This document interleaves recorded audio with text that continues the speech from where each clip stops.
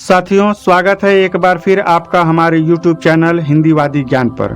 साथियों, आप सुन रहे हैं आल्हा उदल के वीर गाथा का यह सीरीज, जिसमें भाग 17 में आपने सुना सिरसागढ़ की लड़ाई के बारे में, जिसमें आपने जाना कि मलखान ने किस तरह से लड़ाई करके अपने पिता का खोया हुआ राज्य वापस पृथ्वीराज चौहान से छीन लिया। अब यह आल्हा उदल के वीर गाथा का भाग 18 है। इसमें हम सुनेंगे नरवरगढ़ की लड़ाई के बारे में और उदल के विवाह के बारे में। नरवरगढ़ को ही मोरंगगढ़ कहा जाता है। अब कहानी में आगे बढ़ें, इससे पहले वही पुराना रिक्वेस्ट कि अगर आप हमारे चैनल पर पहली बार आए हैं तो चैनल को सब्सक्राइब करें, बेल आइकन को प्रेस करें, वीडियो को लाइक करें और ज़्यादा से ज़्यादा शेयर करें। अब आते हैं कहानी पर। साथियों, राजा परिमाल महोबे में राज कर रहे थे। उन्होंने राजाओं को जीतने के पश्चात अपने शस्त्रों का त्याग कर दिया था, परंतु उन्हीं के द्वारा पालित आल्हा, उदल और मलखान अपने भुजबल से उनके यश की पताका को निरंतर फहरा रहे थे। हालांकि कुछ क्षत्रिय बनाफर गोत्रीय इन वीरों को अपने से नीचा मानते थे, परंतु युद्ध में इनके सामने उनकी अकड़ मिट जाती थी। माहिल परिमाल की पत्नी मल्हना का सगा भाई था, परंतु वह सदा उनको हानि पहुंचाने के उपाय सोचता रहता था। पहले तो युद्ध करवाने के लिए प्रेरित करता, फिर शत्रु को उनके विरुद्ध भड़काता था। एक बार माहिल ने राजा परिमाल के दरबार में काबुल के घोड़ों की जमकर तारीफ की, जिससे महाराज के मन में जिज्ञासा पैदा हुई काबुल के घोड़ों को लेकर। तब राजा ने अपने दरबार के वीरों के सामने पान का बीड़ा रख दिया और चुनौती स्वीकार करने को कहा, लेकिन चुनौती स्वीकार करने के लिए कोई भी क्षत्रिय नहीं उठा। तब राजा उदास हो गए। तभी उसी दरबार में उदल आ गया। माहिल ने उदल को देखा तो उसके मन में शैतान हिलोरे मारने लगा। माहिल ने उदल को उस्काया और उदल ने बीड़ा उठा लिया, परंतु राजा अपने प्यारे पालित पुत्र को काबुल की लंबी यात्रा पर भेजने को तैयार नहीं थे। लेकिन उदल ने अधिक हठ किया तो राजा ने देवपाल यानी ढेवा को उदल के साथ जाने को कहा। राजा ने दोनों के लिए 14 खच्चर मंगवा कर दिए और सोने की कुछ मुहरें भी खर्च करने के लिए दिए। इसके पश्चात दोनों राजकुमार रानी मल्हना, माता दिवला और माता तिलका से आशीर्वाद लेने गए। सब जानती थी कि उदल ने अगर प्रण कर लिया है तो उसे नहीं रोका जा सकता, अतः सब ने आशीर्वाद देकर उदल और ढेवा को विदा किया। आल्हा ने भी समझाने की कोशिश की, पर उदल तो जाने की ही ठान चुका था। फिर ढेवा अपने मनोरथा घोड़े पर और उदल अपने बैदुल घोड़े पर सवार होकर चल पड़े। कई दिनों तक चलने के बाद वे एक नगर के पास पहुंचे। उन्होंने खेतों में गाय चराते हुए कुछ चरवाहों को देखा तो उनसे उस नगर का नाम पूछा। तब चरवाहों ने बताया कि आगे जो दिखाई दे रहा है वह नगर नरवरगढ़ है। इसी शहर का दूसरा नाम मोरंगगढ़ भी है। यहाँ राजा नरपति सिंह राज करते हैं। उसके बाद उदल और ढेवा चलते चलते नरवरगढ़ में पहुंच गए।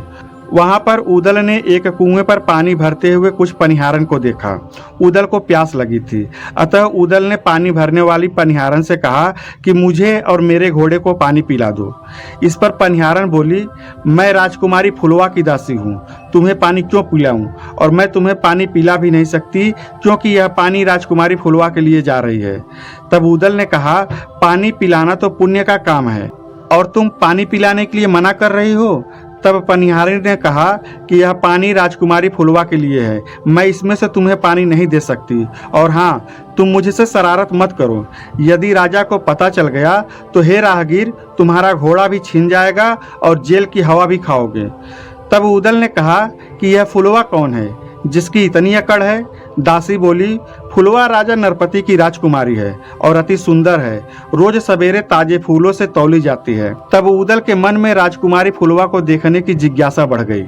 उदल ने अपना घोड़ा आगे बढ़ाया और फुलवा के बगीचे में जा पहुंचा। उदल और ढेवा दोनों ने अपने घोड़े बांध दिए। ढेवा वहां रुकने का खतरा मोल नहीं लेना चाहता था, पर उदल ने कहा, तुम जाकर घोड़ों के लिए चारा लेकर आओ, रात को यहीं रुकेंगे और सवेरे ही चलेंगे। ढेवा के जाते ही वहां पर माली आ गया। उसने बाग में गर्दा उड़ाने का विरोध किया और वहां से चले जाने को कहा और राजा का भय भी दिखाया, परंतु उदल ने कहा कि एक रात की छूट दे दो, सुबह हम अपनी राह चले जाएंगे। यह कहते हुए उसने एक सोने का हार उस माली को दे दिया। माली तो फूला न समाया। घर जाते ही मालिनी ने खुशी का कारण पूछा तो माली ने उसे हार दिखाया और कहा, तुम भी चली जाओ, तुम्हें भी कुछ न कुछ अवश्य मिलेगा। हिरिया नाम की वह मालिन तुरंत बगिया में जा पहुंची। उदल ने मालिन को भी मोहरों का बना एक हार दे दिया। फिर मालिन ने उदल से उसका परिचय पूछा तो उदल ने उसे अपना असली परिचय दे दिया कि वे महोबे के राजकुमार हैं। मालिन को यह भी बताया कि बड़े भाई आल्हा नैनागढ़ में ब्याहे हैं, रानी सुनवा मेरी भाभी लगती है। फिर मालिन ने भी रिश्ता गांठ लिया। उसने कहा, सुनवा मेरी बहन लगती है, मैं भी नैनागढ़ की हूँ, आप मेरे भी देवर हो, मैं आपकी सहायता करूँगी। तभी ढेवा चारा लेकर आ गया। घोड़ों को चारा डाल दिया। तब ढेवा बोला, अब जल्दी ही अपनी मंजिल की ओर चल चलो, हमें घोड़ा खरीदने काबुल जाना है। उदल बोला, जाएंगे, अवश्य जाएंगे, पर फुलवा को देखे बिना मैं कहीं नहीं जाऊंगा। इतना कहकर उदल मालिन के घर चले गए। रिश्ता तो बना ही लिया था, अब वहीं रहने भी लगे। महीनों तक फुलवा से मिलने का कोई मार्ग नहीं मिला। ढेवा से जब सलाह ली तो उसने बताया कि 4 लड़ी वाला हार बनाकर नारी का वेश बनाकर हिरिया के साथ फुलवा के महल में चले जाओ। उपाय उदल को अच्छा लगा। फिर उदल हिरिया मालिन के साथ नारी वेश बनाकर तथा 4 लड़ी का हार बनाकर जिसमें मोती भी पिरोया गया था उसे साथ लेकर फुलवा के महल में जा पहुंचा। हिरिया मालिन उदल जो कि नारी वेश में था उसको लेकर सतखंडा पर जा पहुंची। जब फुलवा ने पूछा, यह 4 लड़ी का हार किसने गूथा है? गांठें भी इतनी सख्त लगाई है, यह किसी मर्दाने हाथ की गांठें हैं। तब हिरिया ने बताया, महोबे से हमारी बहन की बेटी यानी हमारी भांजी आई है, उसी ने यह हार बनाया है। फुलवा ने उसे बुलवाने का आदेश दे दिया। उदल को तो वह नीचे छोड़ गई थी, उसे लिवाकर सतखंडा पर ले गई। साज श्रृंगार करके घूंघट करके उदल फुलवा के महल में पहुंच गए। फुलवा ने पूछा, जनाने महल में यह हाथ भर का घूंघट क्यों निकाल रखा है? तब हिरिया ने कहा, यह बड़ी शर्मीली है। फुलवा ने पीढ़ा बिछवा दिया, पर उदल उस पर नहीं बैठे। हिरिया ने तब फिर बात संभाली, यह मेरी भांजी महोबे के राजा परिमाल की पुत्री चंद्रावली की मालिन है। वहां उसके साथ पलंग पर बैठकर ही चौसर खेलती है, नीचे पटरे या पीढ़े पर नहीं बैठती है। फुलवा ने पलंग पर ही पायतन यानी पांव की तरफ जगह छोड़ दी, परंतु उदल सिरहाने जा बैठे। फुलवा के मन में संदेह हो गया। तब फुलवा ने महोबे के महलों का हाल पूछा। उदल ने सब जवाब स्त्री जैसे स्वर में बताया। फुलवा ने पूछा, आल्हा और उदल का विवाह कहाँ से हुआ है? तब उदल ने बतलाया, आल्हा का ब्याह नैनागढ़ की राजकुमारी सुनवा के साथ हुआ है, अभी उदल कुंवारे हैं, उनका विवाह होना बाकी है। फिर फुलवा ने पूछा कि तुम्हारे पांव मर्दों जैसे मोटे और सख्त दिखाई पड़ रहे हैं। फिर फुलवा ने हिरिया मालिन से कहा, आज इसे यहीं छोड़ दे, सुबह वापस ले जाना, मैं इसके साथ चौसर खेलूंगी। हिरिया मालिन घर चली गई। फुलवा और उदल चौसर खेलने लगे। तभी हवा से उदल की ओढ़नी हट गई तो उदल की कमर में कटार छिपाई दिखाई पड़ गई। फिर तो फुलवा ने कहा, मैंने तुम्हें पहचान लिया है, तुम महोबे के उदल हो। जब तुम माड़ोगढ़ में जोगी रूप बनाकर गए थे तब मैं वहीं थी। अब तो उदल को स्वीकार करना ही पड़ा। फुलवा ने कहा कि हम अभी आपस में ब्याह रचा लेते हैं। फुलवा उदल को पहले से जानती थी और फुलवा उदल को अपने पति के रूप में स्वीकार कर चुकी थी। अतः फुलवा ने कहा कि हम अभी आपस में ब्याह रचा लेते हैं। उदल ने कहा, इस प्रकार चोरी से विवाह करने से हमारी राजपूती शान में बट्टा लग जाएगा। हम महोबे से बारात लेकर आएंगे और विधि पूर्वक तुम्हें विदा करवा कर ले जाएंगे। उदल ने ब्याह का आश्वासन गंगाजली उठाकर दिया। फिर फुलवा ने खाना खाने के लिए आग्रह किया, परंतु उदल ने कहा, बिना ब्याहे न तो मैं तुम्हारे हाथ का खाना खाऊंगा और न तुम्हारी सेज पर पांव रखूंगा, इससे मेरी राजपूती आन टूटती है। उदल की बात फुलवा ने मान ली। सुबह जल्दी ही पालकी में बिठाकर हिरिया मालिन उसे लिवा ले गई। इधर किले के दरवाजे पर मकरंद ठाकुर ने हिरिया से पूछा तो उसने अपनी बहन की बेटी बताकर पीछा छुड़वाया। मालिन के घर पहुंचकर उदल ने कपड़े बदले। ढेवा ने कहा कि फुलवा को मैं भी देखना चाहता हूँ। तब दोनों ने अपना जोगी वाला गुदड़ी निकाली और जोगी बनकर गाते बजाते महल के सामने जा पहुंचे। पनिहारिन दोनों जवान जोगियों को देखने लगी। बांदी ने जाकर रानी को जोगियों की बात सुनाई। रानी ने कहा, उन जोगियों को महलों में बुलवाओ, हम भी देखेंगे।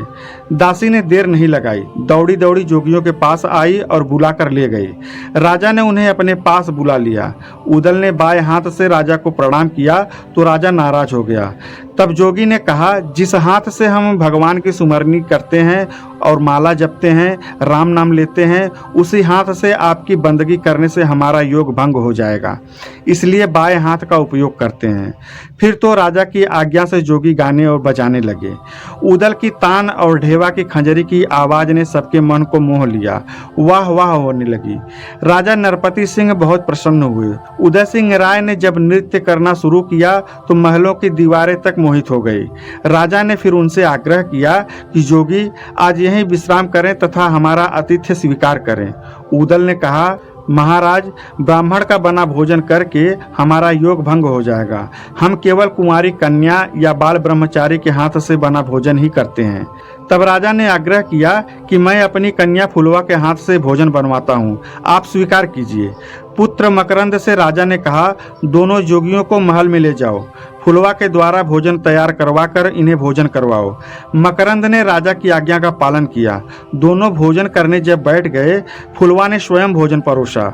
उदल ने ढेवा से कहा कि फुलवा को भली प्रकार निहार लो। भोजन करने को कहा गया तो उदल ने सोचा, मैं ब्याह से पहले फुलवा के हाथ का भोजन करूंगा तो मेरी राजपूती शान बान घट जाएगी। तभी उदल ने बेहोश होने का नाटक किया। चंपा रानी को शक हुआ कि छोटा जोगी मेरी बेटी का रूप देखकर होश खो बैठा है। तब ढेवा ने कहा कि जोगी को चुड़ैलों ने पकड़ लिया है, इस महल में चुड़ैलों का साया घूम रहा है। वैद्यों ने भी उपचार किया परंतु सब व्यर्थ गया। तब स्वयं फुलवा आई और धीरे से उदल से बोली, क्यों बहाने बना रहे हो? तुम्हारा काम हो गया है, अब जल्दी महोबा लौट जाओ और पूरी तैयारी के साथ आकर मेरे साथ भंवर डलवा कर मुझे ब्याह कर ले जाओ। उदल उठ गए और चलने की तैयारी करने लगे। मालिन के घर पहुंचकर वस्त्र बदले और महोबा को वापस चलने के लिए विचार आते ही सोचा, न काबुल गए न घोड़े खरीदे, जो धन लेकर चले थे वह सब खर्च हो गया। राजा परिमाल को तथा बड़े भाई आल्हा को क्या जवाब देंगे? तब ढेवा ने उदल से कहा, तुम पागल का नाटक करके चलो, बाकी मैं संभाल लूंगा, जो कहना होगा मैं कह लूंगा। उदल और ढेवा लौटकर महोबा पहुंचे और अपना तंबू कीर्ति सागर के पास ही लगा दिया। एक पलंग पर उदल को लिटा दिया। फिर ढेवा राजा परिमाल के दरबार में जाकर प्रणाम किया। जब परिमाल राजा ने काबुल के घोड़ों के बारे में पूछा तो ढेवा ने कहा कि सागर के पास जाकर देख लो। राजा तुरंत सागर के पास पहुंच गए। तंबू में पलंग पर उदल को देखकर पूछा कि उदल बेटे की सूरत मलिन क्यों हो गई, शरीर पीला क्यों पड़ गया है? तब ढेवा ने बताया कि नरवरगढ़ की चुड़ैलों ने उदल को जकड़ लिया है, वहीं इलाज करवाते हुए हमने सारा धन खर्च कर दिया। जब बिल्कुल खाली हो गए तब मजबूरी में महोबा लेकर आया हूँ। राजा भी घबरा गया और आल्हा को भी भारी चिंता हुई। माता देवला और रानी मल्हना भी यह समाचार सुनकर रोने लगी। तब रानी सुनवा ने ढेवा से उदल के बीमारी का कारण पूछा। चुड़ैलों वाली बात सुनकर सुनवा बोली, उदल को मेरे पास बुलवाओ। उदल को पालकी में सुनवा के महल में पहुंचाया गया। उदल को देखते ही सुनवा समझ गई, यह कोई आम बीमारी नहीं है, यह कोई खास बीमारी है। खग जाने खग की भाषा। तब रानी सुनवा ने पूछा, क्या तुमने कुमारी फुलवा को देखा है? उसी को पाने के लिए यह सब बहाने बना रहे हो, है ना? उदल तब मुस्कुराने लगा, बोला, भाभी आपको यह सब कैसे पता चल गया? उदल ने फिर तो सारी बात विस्तार से सुना दी कि फुलवा ने गंगाजली उठवाकर वादा करा लिया है कि विवाह उसी से होगा। सुनवा ने बताया कि नरपति सिंह से युद्ध करना सरल नहीं है। उनके पास काठ का घोड़ा है जो उड़ सकता है, एक बाण है जो अजेय है, उसका वार खाली नहीं जाता, शनिश्चर की शिला है जो सब पर भारी पड़ती है। इस पर उदल बोला कि कुछ भी हो, ब्याह तो फुलवा से ही करना है, कैसे होगा यह आप जाने। सुनवा समझ गई कि उदल अब किसी भी बहाने से मानने वाला नहीं है। तब सुनवा ने आल्हा से जाकर कहा कि नरवरगढ़ से युद्ध करके उदल का ब्याह फुलवा से करवाना ही पड़ेगा। तब आल्हा ने अपनी परेशानी प्रकट की तो सुनवा गुस्से में आ गई और बोली, आप घर में चूड़ी पहनकर बैठो, मैं उदल का ब्याह करवा कर लाऊंगी। वीर भला ऐसे ताने कहाँ सुन सकते थे। आल्हा ने राजा परिमाल से जाकर कहा। राजा परिमाल ने भी उदल को समझाने का प्रयास किया, परंतु उदल को तो फुलवा की ही रट लगी थी। आखिर शुभ घड़ी देखकर उदल को दूल्हा बनाकर पूजा, हल्दी लेपन आदि सब क्रियाएं करवा दी गई और अलग अलग राज्यों के राजाओं को बारात के लिए आमंत्रित कर दिया गया। आला, उदल, मलखान, ढेवा, ब्रह्मा तो चले ही, शेष सभी राजा भी अपने शस्त्रों से सुसज्जित होकर बारात में सम्मिलित हुए। झुन्नागढ़, बौटीगढ़, नैनागढ़, दिल्ली आदि सभी राजाओं को बारात में बुला लिया गया। सभी तैयारियां पूरी करके उदल को मुकुट पहनाकर पालकी में बिठा दिया गया। चंद्रावली बहन के पति इंद्रसेन जी ने उदल को गोद में उठाया और कुएं पर जाकर रख दिया। रानी मल्हना ने कुएं में पांव लटका दिया। उदल ने माता मल्हना को कुएं से उठा लिया। फिर माता ने आशीर्वाद दिया। यह सब महोबा की एक परंपरा थी। फिर उदल पालकी में सवार हुए और बारात रवाना हुई। हाथी सवार हाथियों पर चढ़ गए और घुड़सवार घोड़ों पर चढ़ गए। तोपची भी तोपों के साथ आगे बढ़ने लगे। पंचसावत हाथी पर आल्हा सवार हो गए। कबूतरी घोड़ी पर मलखान चढ़े। घोड़ी हिरोजिनी पर सुल्खे सवार हुए। देवा मनोरथा घोड़े पर चढ़े और मन्ना गुजर ने अपना सब्जा घोड़ा आगे बढ़ाया। बनारस वाले तालहन सैयद की घोड़ी का नाम ही सिंघनी था। बारात नरवरगढ़ के लिए चल पड़ी। जब नरवरगढ़ 8 कोस रह गया तो बारात ने डेरा डाल दिया। सब लोग हाथी घोड़ों से उतर गए तथा अपने अपने तंबू तान दिए। दूर दूर तक महोबे का लश्कर ही दिखाई पड़ रहा था। रात को खाना बनाया, खाया और सब सो गए। और प्रातःकाल ही बीर मलखान ने रूपनवारी को बुलवाया और शकुन की चिट्ठी ले जाने को कहा। पहले तो रूपनवारी ने मना किया, पर फिर रूपनवारी तैयार हो गया। उसने उदल का बैदुल घोड़ा साथ लिया। उदल वाली बैगनी रंग की पगड़ी पहनी, नागदौन का भाला लिया और बूंदी वाली ढाल तलवार लेकर रूपनवारी शगुन की चिट्ठी देने चल पड़ा। दरबार पर दरबान ने रोक लिया और रोककर उससे पूछा कि कौन हो और कहाँ से आए हो। तब रूपनवारी ने कहा, महोबे के राजा परिमाल का सेवक हूँ। उदल के ब्याह के लिए बारात लेकर आए हैं। मेरा नाम रूपन है और मैं शगुन की चिट्ठी लेकर आया हूँ। हमारा नेग जो बनता है वो हमें दे दो। और हाँ, मेरा नेग है, द्वार पर 4 घंटे तक तलवार चलेगी। राजा नरपति सिंह ने रूपनवारी को दरबार में हाजिर करने को कहा, परंतु तब तक रूपनवारी दरबार में पहुंच ही गया। रूपनवारी ने शगुन की चिट्ठी राजा के पास रख दी। तब राजा नरपति राव ने सिलहट के राजा विजय सिंह को रूपनवारी पर वार करने का आदेश दे दिया। विजय सिंह की सांग का वार रूपन बचा गया, पर जब रूपन ने भाला चलाया तो वह घायल होकर गिर पड़ा। उपस्थित क्षत्रियों ने एक साथ हल्ला बोल दिया। रूपन ने भी तलवारें खींच ली और अनेक क्षत्रियों को दरबार में गिरा दिया। फिर रूपन तलवार चलाते हुए, घोड़े दौड़ाते हुए भागता हुआ फाटक के पार निकल गया। रक्त रंजिश रूपनवारी को लश्कर में आते हुए देखकर बीर मलखान तुरंत उसके पास पहुंचे और उसका हाल चाल लिया। उसके बाद नरवरगढ़ का हाल चाल पूछा। रूपन ने बताया कि द्वार पर भारी युद्ध हुआ, किंतु मैंने अपना काम पूरा कर दिया। इधर नरवरगढ़ में फौज तैयार हो गई। मकरंदी के नेतृत्व में मारू बाजे बजने लगे। उधर मलखान के नेतृत्व में महोबा की बारात भी युद्ध के लिए तैयार ही थी। दोनों ओर से सेना आगे बढ़ी।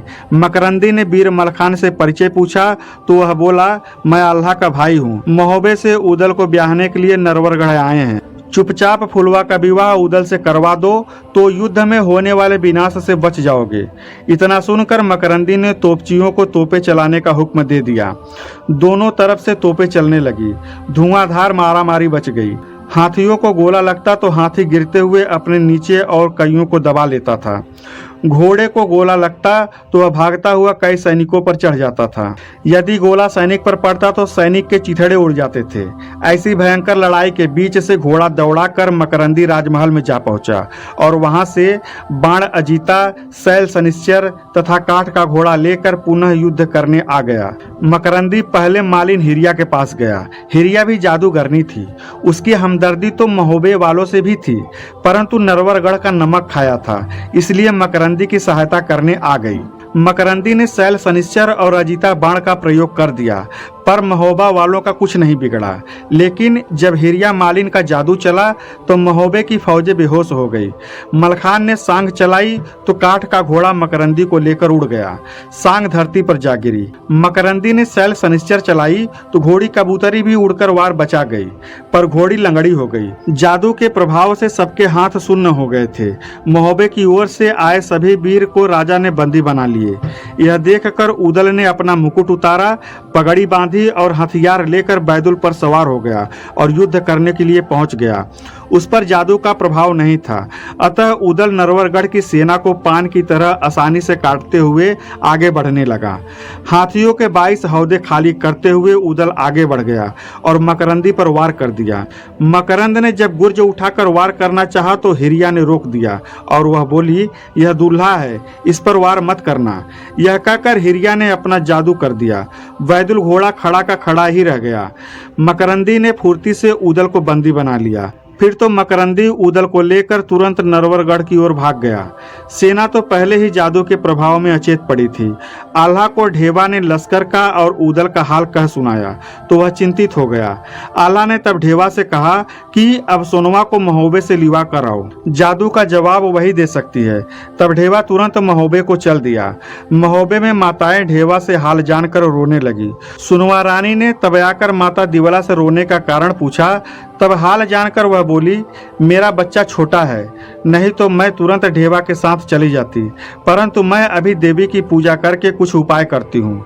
रानी सुनवा देवी के सामने जाकर मठिया पर ध्यान से बैठ गई। देवी ने जब सुनवा से पूछा तो उसने अपनी समस्या बताई। तब देवी बोली, जादू हटाने को अमृतमयी धूनी की भस्म दे दो। उधर मैं नरवरगढ़ जाकर बाण अजीता और शैल शनिश्चर और काठ के घोड़े को छिपा देती हूँ। तब सुनवा ने माँ दुर्गा की धूनी की भस्म की पुड़िया लेकर ढेबा को दे दिया। ढेबा बिना देरी किए वापस आल्हा के पास पहुंच गया। आल्हा ने अपना हाथी पंचसावत सजवाया। उधर मलखान और ढेबा ने अमृतमयी भस्म अपने लश्कर पर छिड़क दी।